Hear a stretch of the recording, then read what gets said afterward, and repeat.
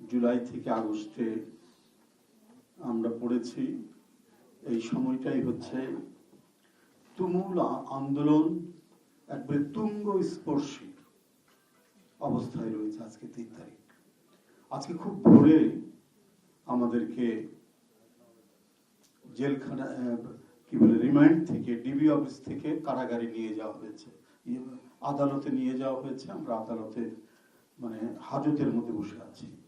রফিক ছিল তো নাকি? হ্যাঁ, রফিক অনেকেই। হঠাৎ দেখি বোমার আওয়াজ, গুলির আওয়াজ, ছোটাছুটির আওয়াজ। মানে আন্দোলনপন্থী আইনজীবীরা মিছিল বের করেছে, ওই সময় পুলিশ এবং আওয়ামী পান্ডারা একযোগে আক্রমণ করেছে। ঠিক আমরা যে হাজতে বসেছি তার মানে পেছনেই আর কি, দেওয়ালের বাইরে। ভয়ঙ্কর এক পরিস্থিতি আমরা শুনলাম। আমরা মনে হলো যে আজকে বোধহয় আমাদেরকে এখানে বেড়ে ফেলবে, এরকম একটা ধারণা হচ্ছিল। যাই হোক, আমাদেরকে সন্ধ্যার সময় ওই দিন নিয়ে যাওয়া হলো কারাগারে। রাস্তাঘাট এক মানে কঠিন অবস্থা, শুনশান, শূন্যতা বিরাজ করছে, কারফিউ চলছে। এর মধ্যে সন্ধ্যার সময় নিয়ে যাওয়া হয়েছে। আজকের এই 3 তারিখটি আমাদের কাছে বিশেষ স্মরণীয়। অনেক ঘটনা বিচ্ছিন্নভাবে, বিক্ষিপ্তভাবে আমরা শুনছি। নরসিংদীর জেল ভেঙে প্রায় 900 লোক বেরিয়ে গেছে। বিভিন্ন জেলায় শুধু মৃত্যুর সংবাদ পাচ্ছি, হত্যার সংবাদ পাচ্ছি, পুলিশের গুলিতে, আওয়ামী যুবলীগ ছাত্রলীগের গুলিতে। জুলাই আন্দোলন একটি চূড়ান্ত রূপ নেওয়ার মানে রূপ নিচ্ছে আর কি। তখন বুঝতে পারছি না আসলে পরিণতি কি হবে। তবে আমরা যখন ডিবি অফিসে রিমান্ডের মধ্যে, তখন কেন জানি মনে হচ্ছিল এইবার আর শেখ হাসিনা থাকবে না, এটা আমাদের মনে হচ্ছিল আন্দোলনের রূপ দিয়ে। কারণ ওখানে কর্তব্যরত ডিউটি অফিসার একজন সাব ইন্সপেক্টর বা ইন্সপেক্টর এই পর্যায়ে, তিনি যখন বলছেন যে আমার সন্তানেরা তারাও নেমে গেছে মিছিলের মধ্যে, আমি তাদেরকে সামাল দিতে পারছি না। তো এই কথা শোনার পর আমার মনে হলো যে না, আর বোধহয় হাসিনা থাকতে পাবে না। তো যাই হোক, আমরা তো ওইখানে গেলাম 4 তারিখ। ওইরকম নানা ঘটনা শুনছি, শুধু মৃত্যুর সংবাদ, শুধু হত্যার সংবাদ, গোলাগুলির সংবাদ, যতটুকু বিচ্ছিন্ন ভাবে শোনা যায়। কেন ইয়েতে তার অন্য কোনো কিছু তো অনুমোদন করে না, শুধু রেডিওটা জানা যায়। যতটুকু সংবাদ আমরা রেডিওতে পাচ্ছি, গোটা জেলখানায় আন্দোলনের নেতা কর্মীতে ভর্তি। আমরা সহ, আমাকে তো 19 তারিখে নিল, রাত্রেবেলায় নিল নজরুল ইসলাম খান, সিনিয়র আমাদের নেতা, স্ট্যান্ডিং কমিটির মেম্বার। এরপরের দিন থেকে আসা শুরু হলে ঝাঁকে ঝাঁকে। এরপরে একদিনের জন্য কারাগারে প্রেরণ করা হলো, আবার একদিনের জন্য রিমান্ডে আনা হলো, আবার কারাগারে প্রেরণ করা হলো, আবার 7 দিন পর আবার রিমান্ডে নিয়ে আসলো। এই হতে হতে তারপরে হাজত থেকে আদালত, আদালত থেকে জেলখানায় যাচ্ছি। তো তখনও আমরা সংশয়ের মধ্যে আছি যে সিরাজগঞ্জে শুনলাম থানা অ্যাটাক হয়েছে, অনেকে হতাহত হয়েছে। এই সংবাদগুলো আমরা পাচ্ছি নানাভাবে।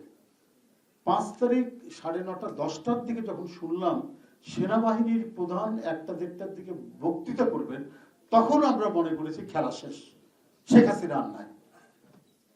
এরপরে আমরা সংবাদ পাচ্ছি যে এরকম যাত্রাবাড়ি থেকে লাখে লাখে মানুষ ছুটে যাচ্ছে সেই গণভবনের দিকে, উত্তরা থেকে লাখে লাখে মানুষ ছুটে যাচ্ছে গণভবনের দিকে। এই সংবাদগুলো আমরা পাচ্ছি 1টা-1:30টার সময়। উনি বক্তৃতা করলেন, আমরা রেডিওতে শুনলাম। এখানে শুধু বিটিভি আসে ঝিরিঝিরি, তাও সবার রুমে ওটা অ্যালাউ করে না, অল্প আমরা ওটা শুনতে পেলাম। তো যাই হোক, আমরা মনে হলো মৃত্যুর দুয়ার থেকে ফিরে আসলাম। মুক্তির, আমরা জেলখানাতেই আছি, কিন্তু মুক্তির যে স্বাদ, আনন্দ সেদিন আমরা উপভোগ করেছি। আমরা অনেকেই, প্রত্যেকটি বিল্ডিং, ভিতরে যে হাজতের বিল্ডিং গুলো প্রত্যেকটা ভর্তি হচ্ছে আন্দোলনের নেতা কর্মী। তো প্রত্যেকটি বিল্ডিং থেকে আনন্দ উল্লাসের শব্দ পাচ্ছি আমরা। আমি, রফিক টফিক, আমরা সব এক বিল্ডিং এর মধ্যে। ওটা সূর্যমুখী, ওইটার নাম, যেখানে আমাদেরকে আটকে রাখা হয়েছিল। আশেপাশে মেলা কর্ণফুলী, আরো নানা বিল্ডিং আছে। যাই হোক, এই পেয়ে আমরা তো আমাদের আনন্দে কাটলো। তার পরের দিন 6 তারিখে আমরা মুক্তি পেলাম, মানে মনে হলো যে মুক্ত বাতাসে আমরা বেরোলাম। তবে একজন এখানে ঠিক বলেছেন, যদি হাসিনার পতন না হতো এবং এই আন্দোলন যদি ব্যর্থ হতো, আমাদের অনেকের ফাঁসি হয়ে যেত। এই রাশেদ সুন্দরভাবে ঘটনা প্রবাহ সিকুয়েন্স গুলো বর্ণনা করেছেন। এই সিকুয়েন্স গুলো বর্ণনার একটা জায়গায় তিনি বলেছেন যে এখানে বিএনপির কি ভূমিকা ছিল। তো হাসিনা 22শে জুলাই নিজে সংবাদ সম্মেলন করে বলছে যে আমি জানি এর পিছনে কে আছে, বিএনপি আছে, এদের পরিণতি অত্যন্ত খারাপ হবে। আপনারা দেখবেন এখনো আছে, তার ডকুমেন্টস আছে। তার কয়েকদিন পর ওবায়দুল কাদের বলছে, তখন তুঙ্গে উঠেছে। হ্যাঁ, ওবায়দুল কাদের বলেছে উচিত শিক্ষা দেওয়া হবে, উচিত শিক্ষা দেওয়া হবে এদেরকে। এরপরেও যে কথাগুলো বলেন খুব দুঃখজনক। আমি যারা বলছেন বিভিন্ন রাজনৈতিক দলের নতুন একটি রাজনৈতিক তরুণরা, আমার তাদের সম্পর্কে বলার কিছু নাই। তবে রাশেদ বলে গেছে আর কি, রাজনৈতিক সংস্কৃতির উন্নত হতে হবে।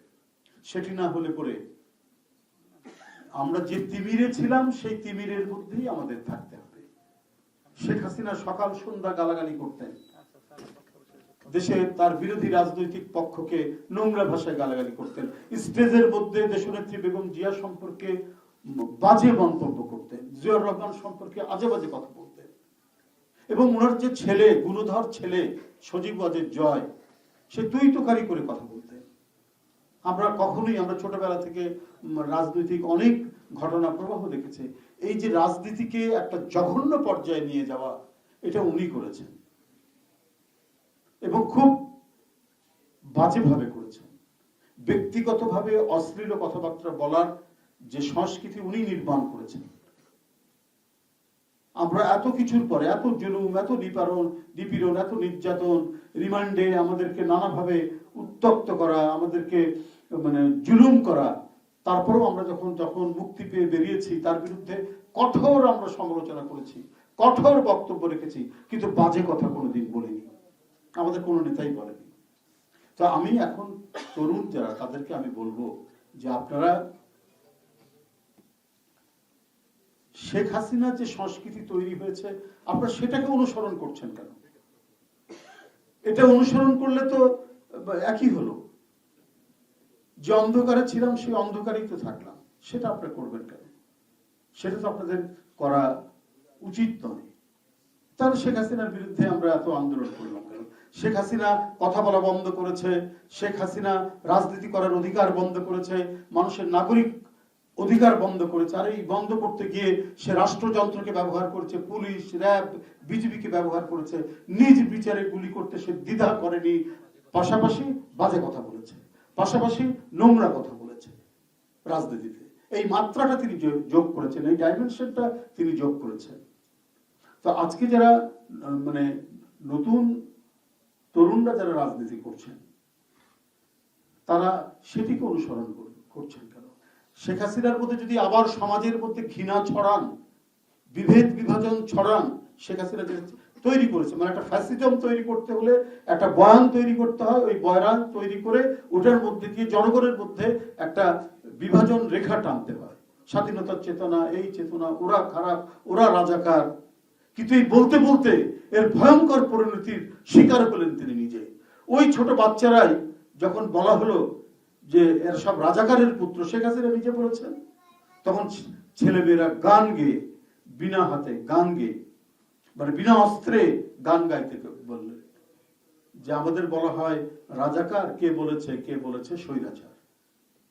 কিভাবে নাড়া দিয়েছি, যে আপনারা বসে আছেন আজকে জুলাইয়ের স্মৃতি আপনারা এখানে তর্পণ করছেন, আলোচনা করছেন। আপনারাই তো, আপনার ওই সন্তান যে রাস্তায় যেতে চেয়েছে, স্কুলের পোশাক পরা, টিফিনের ব্যাগ কাঁধে নিয়ে, তার সাথে মা হাঁটছে, তার সাথে বাবা হাঁটছে, এই ধরনের এক অনন্য বিপ্লব, এই ধরনের একটি অনন্য জাগরণ বাংলাদেশের ইতিহাসে বা পৃথিবীর ইতিহাসে খুব কম হয়েছে।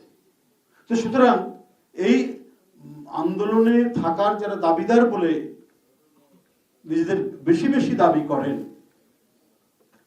তারা শেখ হাসিনার পথ অনুসরণ করবেন কেন? শেখ হাসিনার পথ অনুসরণ করলে, এইরকম বিভেদ বিভাজন করলে শেখ হাসিনা তো তালি বাজাবেই এবং সে আর প্লেন থেকে নামারও সময় নেবে না, প্যারাশুট দিয়ে বাংলাদেশে নামার চেষ্টা করবে যে হ্যাঁ, যে ঠিক আছে, যে আমি তো এটাই চাচ্ছিলাম। এবং সেই পরিস্থিতি আপনারা তৈরি করার দিকে কেন আপনারা যাচ্ছেন? আমি সেরকম কিছু বলতে চাই না, বরং জুলাইয়ের যে তাৎপর্য সেটাই বলতে এসেছি। শুধু মানে আমরা গ্রেপ্তার হওয়া পর্যন্ত না, এই ছাত্র বৈষম্য বিরোধী ছাত্র নেতা এবং তাদের যে কর্মসূচির প্রত্যেকটা কর্মসূচি, আমি গ্রেপ্তার হওয়ার দিনের আগ মুহূর্ত পর্যন্ত প্রতিদিন ওদের কর্মসূচিকে আমরা সমর্থন দিয়েছি। কমপ্লিট শাটডাউন, বাংলা ব্লকেড, নতুন নতুন শব্দও তারা মানে নিয়ে এসেছিল, সেটাকে বিএনপির পক্ষ থেকে সমর্থন জানানো হচ্ছে। তখন আমরা প্রকাশ্য প্রেস ব্রিফিংও করতে পারি না, ভার্চুয়ালি করতাম, সব সাংবাদিকরা যুক্ত হতো সে ভার্চুয়ালি। তখন তাদের প্রত্যেকটি কর্মসূচিকে বিএনপির পক্ষ থেকে আমরা সেটা ইয়ে করতাম এবং আমাদের ছাত্র সংগঠন এবং অন্যান্য সংগঠন প্রত্যক্ষভাবে যুক্ত হয়েছে। যদি অংশগ্রহণ নাই থাকতো তাহলে 142 জন ছেলে, ছাত্র দলের ছেলে মারা গেছে এই আন্দোলনে, এই জুলাই আন্দোলনে। আর সামগ্রিকভাবে বিএনপির বিভিন্ন অঙ্গ সংগঠন, রিক্সাওয়ালা, শ্রমিক সহ প্রায় 450 জন নিহত হয়েছে পুলিশের গুলিতে, যুবলীগের গুলিতে। এবং 11ই জুলাই আমার পার্টি অফিসের যে রুম, সেই রুমে একটা তামাশা করলো। আমি রাত্রি 10:30 পর্যন্ত সেখানে ছিলাম, ওখানে স্টেটমেন্ট লিখে বেরিয়েছে। তারপরে পুলিশ ঢুকে আমার রুম সার্চ করে নাকি আপনার অস্ত্র পেয়েছে, অবৈধ অস্ত্র, সেটা আবার দেখালো ফলাও করে। এইসব তামাশা শুরু করলো। তখনই বুঝলাম যে এখন টোটাল ক্র্যাকডাউনের দিকে যাবে। এই কারণে তখন থেকে বিভিন্ন জায়গায় কিছুটা আড়ালে আবডালে বসে সাংবাদিকদের ইয়ে করতে থাকি। কিন্তু আমাদের প্রধানমন্ত্রী, বর্তমান প্রধানমন্ত্রী, তিনি প্রত্যেকটি বিষয় অবলোকন করে আমাকে নির্দেশ দিয়েছেন কি বলতে হবে, তাদের কর্মসূচিতে কি সমর্থন দিতে হবে। কোনোদিন পিছপা হতে বলেননি, কোনোদিন অন্য কোনো কথা বলেনি। প্রত্যেকটি বৈষম্য বিরোধী ছাত্র নেতাদের আন্দোলনের কর্মসূচিতে বিএনপি সমর্থন দিয়েছেন। আপনাদের রেকর্ড আছে এবং আপনারা দেখবেন যেদিন শুরু হয়েছে 5ই জুন থেকে আপনার কোটা বিরোধী তাদের আন্দোলন। কারণ শেখ হাসিনা সম্পূর্ণরূপে এই কিশোর তরুণদের সাথে একেবারে প্রতারণা করেছে, বেইমানি করেছে। শেখ হাসিনা 2018 সালে এই আন্দোলনে তিনি ইয়ে করলেন, একটা সার্কুলার দিয়ে বললেন যে ঠিক আছে, কোটা থাকবে না, মেধার ভিত্তিতে হবে, যেটার জন্য ছাত্ররা আন্দোলন করছে। হঠাৎ হাইকোর্ট 2024 সালে বলে দিল যে না, কোটা কি বলে যে এটা থাকবে।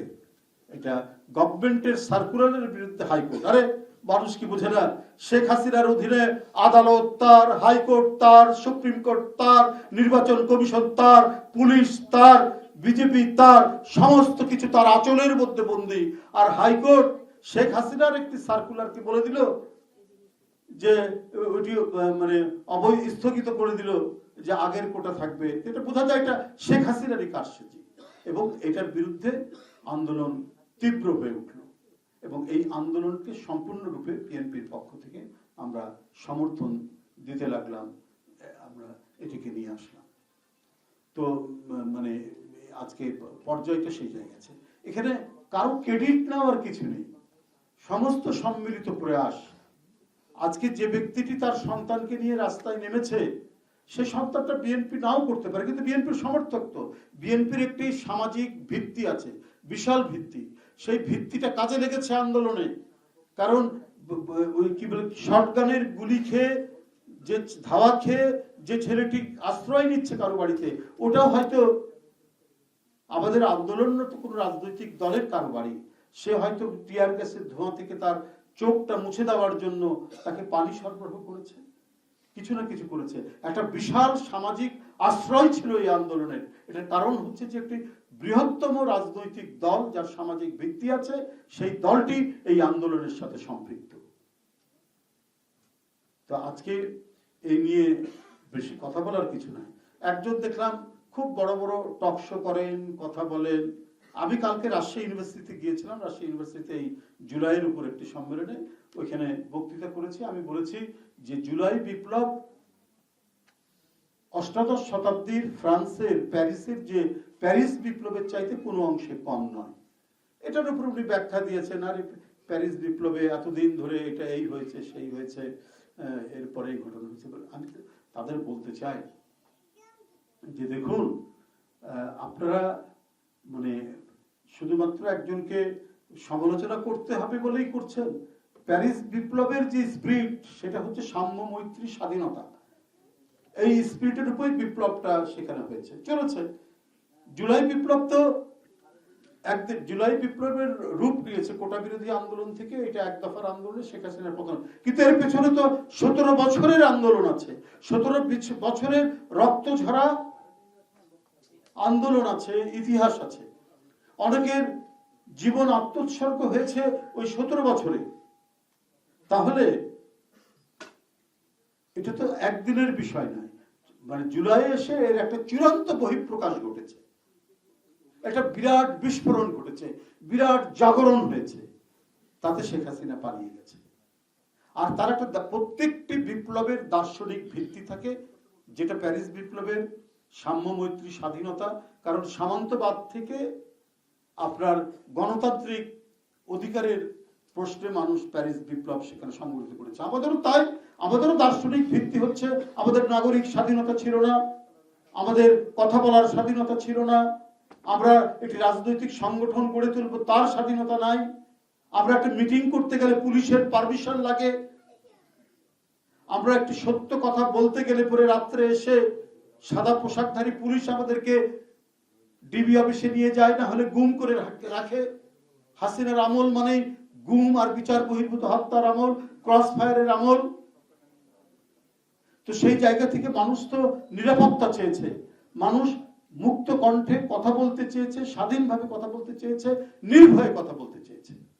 এই কারণেই ফরাসি বিপ্লব আর জুলাই বিপ্লবের মধ্যে খুব একটা পার্থক্য নাই। এই দুইটার দার্শনিক ভিত্তি প্রায় একই রকম। সেটা হলো নাগরিক স্বাধীনতার জন্যই এই বিপ্লবগুলি হয়েছিল। বন্ধুরা, আমার বক্তব্য আর বাড়াবো না। আপনারা একটি মহৎ পেশার সাথে সম্পর্কিত। আপনারা এদেশের শুধু নয়, এটা হলো সার্বজনীন, সারা বিশ্বে আপনাদের সেবার উপর একজন রোগী সুস্থ হয়ে ওঠে। আপনাদের নিজস্ব অনেক দাবি দেওয়া থাকতে পারে। এই যে জাহানারা আপা, এখানে আপা বলছে, কিন্তু সামাজিকভাবে উনি আমার ভাবি হন, ওনাকে ভাবি বলে ডাকি। কেন ওনার যিনি ওনার হাজব্যান্ড, তিনি ছিলেন আমাদের নেতা, তার কাছ থেকে আমরা অনেক শিখেছি। খুব গুণী মানুষ ছিলেন ওনার হাজব্যান্ড। তো উনি প্রায় আসেন, আপনাদের নানা বিষয় নিয়ে কথা বলেন। সবসময় হয়তো আসতেও পারি না, কিন্তু বলেন। কিন্তু আমার মনে হয় আজকের একটি পরিবর্তিত পরিস্থিতিতে একটি অবাধ সুষ্ঠু নির্বাচনের মধ্যে দিয়ে সরকার গঠিত হয়েছে তারেক রহমানের নেতৃত্বে। এই সরকার বিশেষ করে মানব কল্যাণে যে যে পদক্ষেপগুলো করা দরকার, সেই পদক্ষেপগুলোই তারেক রহমান সাহেব করবেন। আর নার্সরা, যারা সেবক সেবিকা, তারা হচ্ছে, আমি বলি যে মানবতার প্রথম সারির এরা হচ্ছে সৈনিক।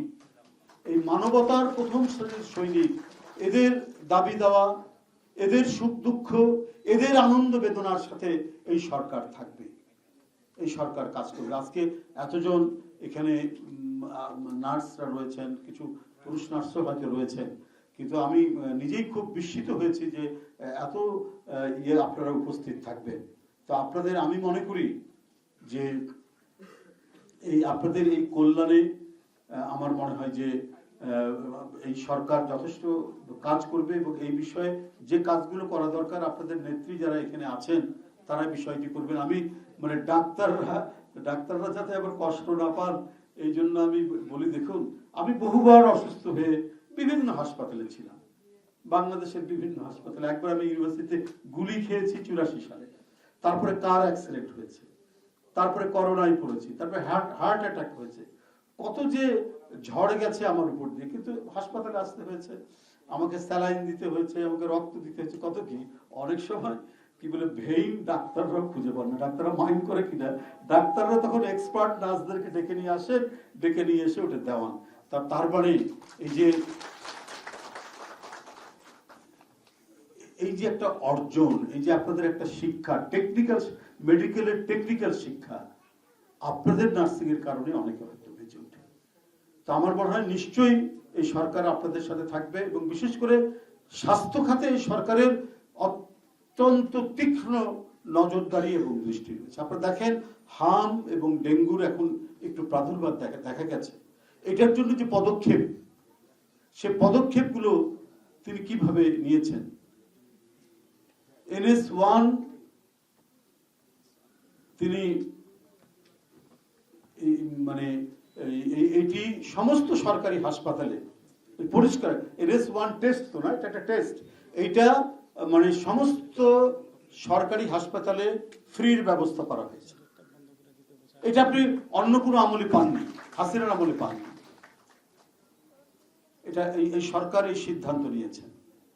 এবং হামের জন্য, হামের যে টিকা, 2 কোটি শিশুকে টিকার ব্যবস্থা করা হয়েছে, যেটা প্রায় 80% মানে জনগোষ্ঠীকে, মানে বিশেষ করে শিশুদের হয়, তাকে কাভার করে। এই তো পদক্ষেপ। ডেঙ্গুর জন্য ঢাকা সিটি কর্পোরেশনের একটা বড় গোডাউন ছিল ওষুধ রাখার জন্য, সেখানে মোটর পার্টস রাখা হতো।